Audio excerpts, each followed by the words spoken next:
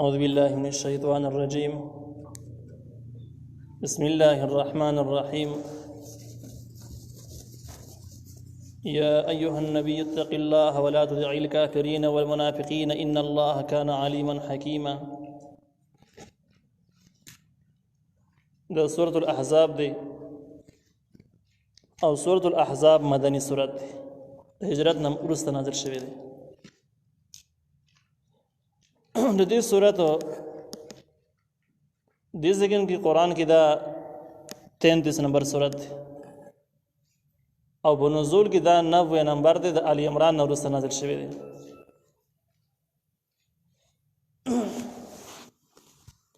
د دې سورت مرکزی عنوان او دعوه چې کوم دنو هغه تیزی ورکول په تبلیغ باندې چې کوم د الله تعالی د وحدانیت مسله د الله تعالی احکام نه د خلکو ته ورسوي، د هر ځای وخت یې ورسوي. په دې طریقه باندې دې کې تقریبا 12 خطابات نبی علیہ السلام ته دي او 14 خطابات بیا امت ته دي. د 12 خطاباتو خلاصه دا د دین او د احکام او د توحید د الله تعالی خلکو ته رسول ضروري دي. باقي باندې تاکیدات او د 14 خطاباتو چې کوم امت ته د هغې خلاصه دا د خپل پیغمبر خبره ومنئ، د پیغمبر تابعداري او تعظیم او احترام جاری وساتئ، په دې کې کمی ونه کړئ. دا د صورت مرکزی عنوان او د هغې سره د هغه مرکزی عنوان او د اصلي مقصودی مضمون خلاصه ده.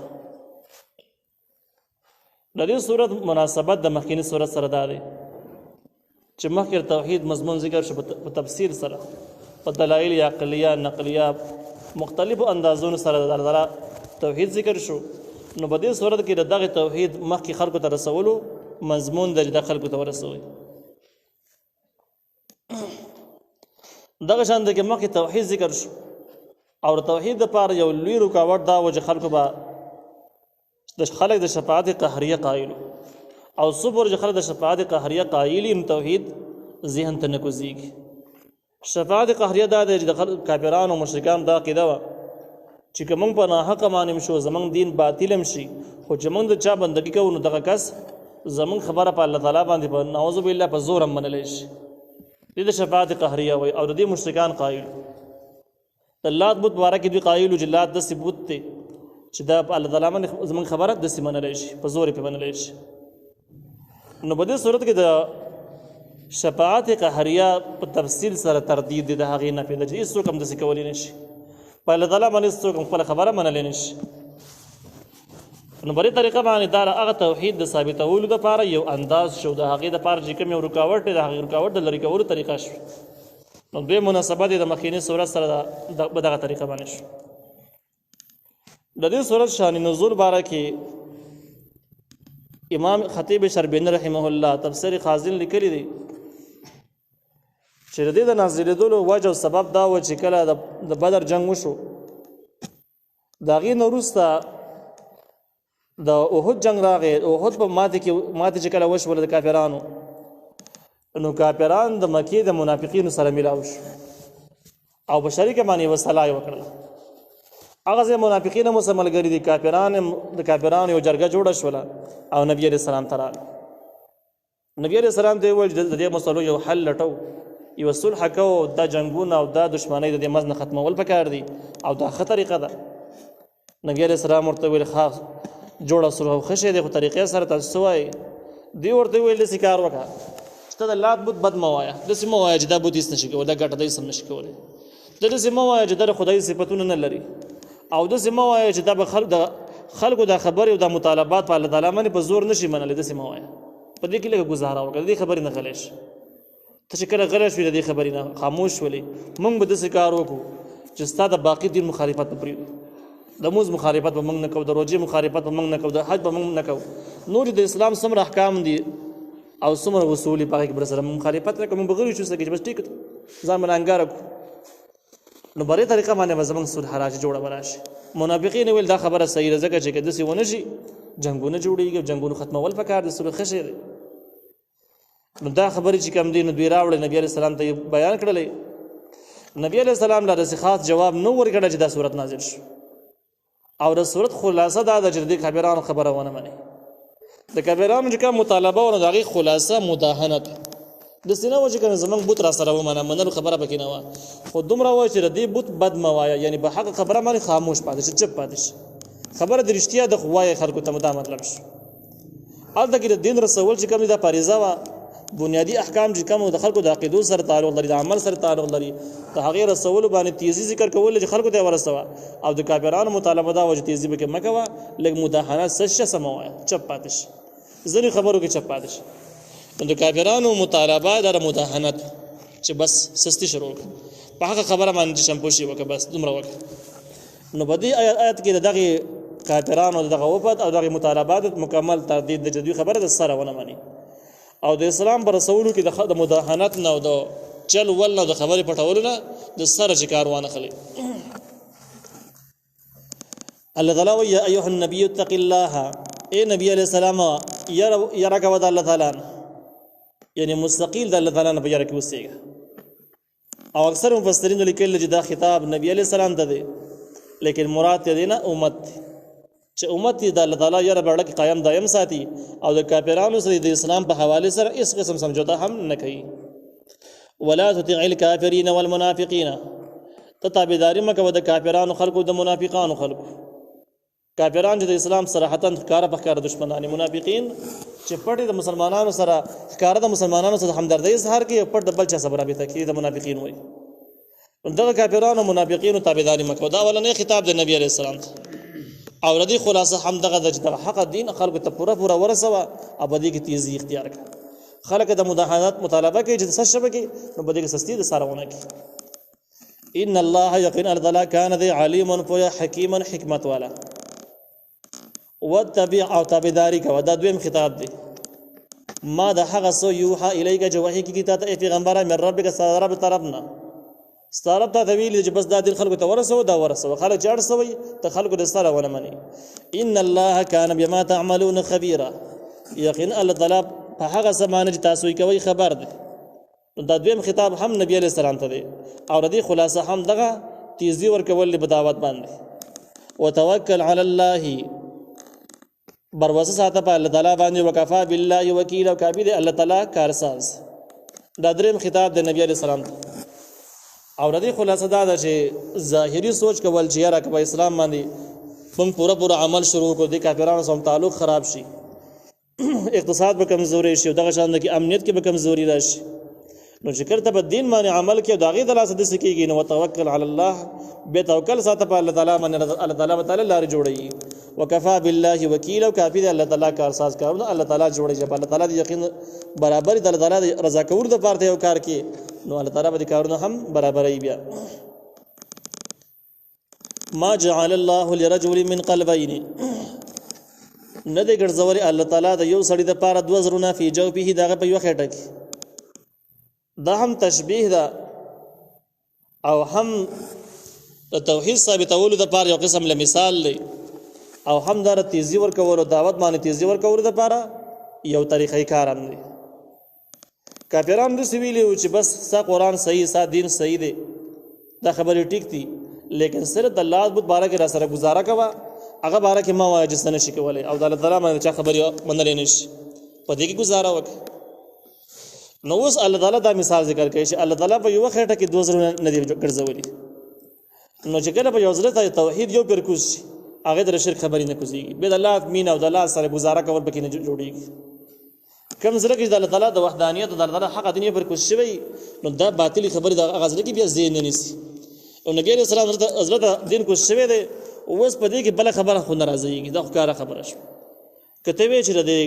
کفر د پاره د یو زړه شي د ایمان د پاره د بل زړه شي او څه گزاره به د ایمان سره او څه گزاره به د کفر سره کو نو بیا الله تعالی په یو خټه کې دوه زړه خو پیدا کړی نه دي نو هغه نشي کېدل هغه خبره مسلمان نه خوري نو خلاصې دا راو تعالی چې کفر سره د بيدینۍ سره د ایمان باوجود د گزاره د سره ممکن کېدی نشي وما جعل ازواجكم اللائي او نه دي ګرځوري به بیان استاسو هغه تظاهروهن جتاسو زهار کوي د هغوی سره امهاتکم میان دستاسو زهار دې ته ویل کېږي سړی د سی وي مشرکان مدمانه کې دا خبره ډېر زیاته بوه سړی بس جذبه کې راغی خبره کې براغه بس وی به مور ته خزي ته به وي ته زما د سی لکه مور په شان زما د مور په شان ته شوي هغې نه بعد به دا ښځه به داسې وایي چې هم به مور به هم به د ښځه شمارلې ده او هم به د مور ګڼله په هغې باندې به حرام او د مور چې کوم احکام دي هغه به یې نافظېدل د مور چې کوم اصول دي کوم احکام دي په بچو باندې هم به یې ویل چې بس هغه ناپوه شو په ما باندې مور مې ده هم به یې ویل ښځه مې ده د ښځې چې کوم احکام یې ویل هغه دي د ښځې احکام په ځای کول پکار دي دوی ذکر کې به یو زبردست تضاد به راته او دغه شان ده کې یوه ښځه به هم د دې مور جوړه کړې وه هم به دې ښځه جوړه کړې وه دوه خبرې به شوې نو دې ځکه کې الله تعالی وایي چې الله تعالی ستاسې بیبیانې ستاسو دپاره میندې نه دي ګرځولي په ذریعه زهار باندې په دغه وینا باندې نه کېږي چې زما مور ده په وینا باندې نه کېږي بلکې ستا مور بله څوک ده بله ښځه ده او دغه چې دندرې مور د سره ده نو که دې په خوله باندې شپېته پېرې وي خو دا مور کېږي نه وما جعل او نه دې ګرځولي ازواجکم اللائي بیبیانې ستاسو هغه تظاهروهن تاسو سره زهار کوئ تاسو وایئ چې مور په شان ته کې مې شوه نو دغه یې نه دي ګرځولي څه شی نه دي ګرځولي امهاتکم میندې ستاسو دا ستاسو میندې د سره دي نه هسې په خولې باندې نه کېږي وما جعل او نه دي ګرځولي ادعیاءکم هغه متبناګان ستاسو ادعیاء هغه چاته ویل کېږي سړی داسې ووایي چې پلانکې کس زما زوی دی زوی په ځای مې دی او د نسي په ځای مې دی په ځای شي نو دغه په حقیقت کې نه د زوی دی او نه نستی دی سم نه دی او دی به د ټیک شرعي پرده هم کوي په دې خوله باندې نه کېږي چې ما ورته زوی ویلي دی اوس په کور ته هم راځي پرده به نه کېږي نه د زوی احکام به دې باندې نافظېږي چې په آینده وختونو کې میراث ورسېږي داسې هم نه کېږي او نه د پردې احکام به دې وجه باندې معطل کېږي دغه شان کې دغه سړی پردې سړی دی ورته زوی ویلي پردې یې لګي نو په دې وجه باندې د نکاح کوم حرمت چې دی هغه هم نه نافظېږي یعنې ته چې چا ته زوی ووایي هغه دې زوی نه وي دغه کس که سبا له وفات شي یا د خپله ښځه طلاقه کړي هغې ستا نکاح هم جایز دی نکاح ورسره حرام نه دی سنګور نه ده سریبه ده نو دغه شان ده کې د هغه اسلام کوم احکام چې دي په دې طریقه باندې سره نافظېږي نو او دغه د دروغو وینا چې دا زوی شو دا زوی کېږي نه مشرکانو کې به دا خبره هم عربو کې عام رواج هر چا به اکثر خلکو به داسې کوله دغه شان ده کې نبي علیه السلام په خپله باندې هم یو کس دی زید بن حارثه رضی الله عنه نبی علیه السلام هغې ته متبنا ویلی او چې دا زما رزمي په ځای شو لیکن شرعي حکم خو داسې نه و شرعي حکم خو بدلو نو دغه د زید بن حارثه و زنانه و زینب رضی الله عنها د هغې نوم دی او دغه زید بن حارثه او دغه زنانه تعلقات صحیح نو خراب و نو منځ کې طلاق راغله دغه طلاق شو د عدت تېرېدو نه بعد الله تعالی د نبي علیه السلام ته د وحي په ذریعه باندې ښودلي وو چې د دې زنانه سره نکاح وکړه چې کله یې سره نکاح وکړه نو مشرکانو یو شور جوړ کړ چې دا څنګه پیغمبر د انګور سره نکاح وکړله دا چېرته کېږي او دا خو ډېره لویه ګناه ده او دا یو ټکی راواغستو او بس د دنیا ګوټ ګوټ ته رسول یې شروع کړ د اسلام دشمنان همیشه داسې کوي چې کوم ځای کې د اسلام دپاره رکاوټ جوړول غواړي نو چې صحیح بانه پیدا نه شي د دروغو بانه جوړوي خورئ خو څه چل کوي هسې غلي نه کېني او بیا وایي بس زه حق طلب کوم حقه پسې ګرځم خو دلته کې ماته دا مشکلات پیدا شو سړي کې مې کمزوري موندله نو مشرکانو دې ټکي زور ورکړ حالانکه دا کار نبی عليه السلام د وحي سره کړی د سينو کړی دا غي تفصیلی احکام ورسره روان تفصیلی بحث زید بن حارثه ورسره روان دي نو دې ځکه چې الله تعالی دا غي حکم هم ذکر کوي چې تاسو چې چاته زامن ویل دي او زامن هم نه دي نو دغه الله تعالی تاسو د پاره زامن نه دي مقرر کړی د اسی حق بخینی کسان دي پردي کسان دي وما جعل ان ذکر زوري ادعياءكم متبناګان استاس یا د خلی وینا کون او خلی وینا والا کسان استاس ابناءکم زامن استاس در اساسو زامن شي زامن کیږي نه ذالکم قولکم نصص ویناګان دي په افواهکم بخپل خلو باندې بس د خلی و خبره او بس وال وته لازم سي سدي پاتې نه ده نو په دې مثال کې یو بل مضمون ته هم اشاره ده چې کوم سيزونه الله تعالی پیدا کړی دي مخلوق نو مخلوق ساس په خلو باندې خالق هم نه جوړيږي او خدای هم نه جوړيږي دغه بوتان د ګټي دی الله پیدا کړی دی مخلوق او تاسو وایي چې خدایان دي نو تاسو به د خلو باندې سم نه کیږي دا خدایان نه دي دا امقه ګټي دي زړې ګټي بیرته دي هیڅ شی ته جوړ شوی نه دی دا څنګه کوم بزرګان چې وفات شوي دي په قبرونو کې دي او تاسو داوا لرئ چې دا د الله تعالی سره په ځینې صفاتو کې شریکان شوي دي دا تاسو د خلي خبرې دي او ردی اس حقیقت نشته تاسو په د خلو باندې دا رسره شریک کیږي نه نو هغه مثال د توحید اکه مثال چې واغې د پاره د یو څو مثالونه ذکر شو او هغه ته په لار برابر شوله چې تاسو د خپل ډېری خبرې د چې بس سیاسي په هوا کې الوزي او د هغه صحیحیت بدن کې شته نه والله یقول الحق الله تعالی وی حق لره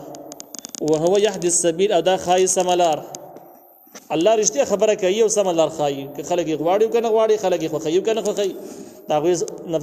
نفس خواهش منی کنه منی خدای الله تعالی کار هم دغه شان درجه رښتیا خبره او سملار به خلکو ته خای ادعوهم ربلی دوی سوګ ربلی دا چاته تاسو ځامن ویلی دغه ربلی لآبائهم په نومونو د پلارانو د هغوی باندې پلارانو نومونو تخریخ خپل نوم ورته ماله چې خپل زوی ورته مه وایي هو اقصد ډېره د انصاف خبره ده عند الله تعالی په نسبانې فإن لم تعلموا که تاسو نه پیژنئ آباءهم د هغوی پلاران چې دا چا زامن وي پلاران نه پیژنئ فإخوانکم د ستاسو وروڼه دي په دین په دین کې ورور ورته وایي په دې دنیا نه ورانېږي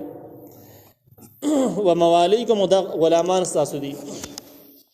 آزاد شوی د آزاد غلامان ستاسو دي په هغه نومونو سره یادوي